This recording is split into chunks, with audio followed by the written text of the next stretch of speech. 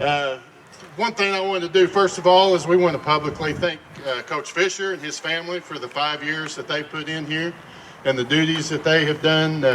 Let's give him a hand, yeah.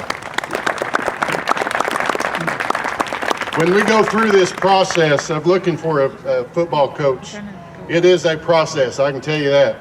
And every time that we go through it, I'm invigorated and excited, because what I find as we go through this, I think we had 70 resumes come in.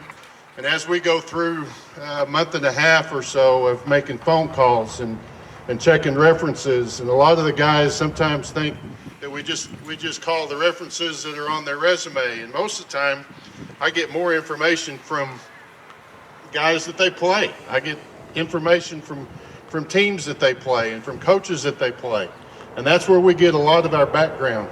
And that's where we got a lot of it today. So we are excited to introduce our next head coach at Paladuro. I'm not going to spend a lot of time. I'll let him introduce his family. But I will tell you, he was a 2000 grad from Paladuro, went to Eastern New Mexico, played for 4 years. He came back to Amarillo and coached here at Paladuro. I think he started at Days of Olive, but he coached here at Paladuro for 6 years with Coach Parr. And then he went to Dallas Skyline for 3 years. And then from Skyline to Duncanville, and he was with Coach Samples, Reginald Samples. And if you know anything about high school football, he is the most winningest high school African-American coach in Texas, probably the nation. And if you go back and you look at Skyline and Duncanville and the records, it's incredible the records that they've had. So he's been the offensive coordinator now at Duncanville for the last 3 years.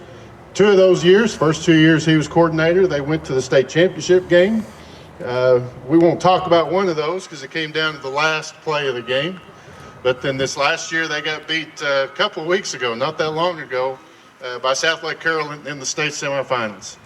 So we are excited. When he came in to interview, we were big time impressed. He's just a man of God, he's a man of family, and he's a man of football, in that order.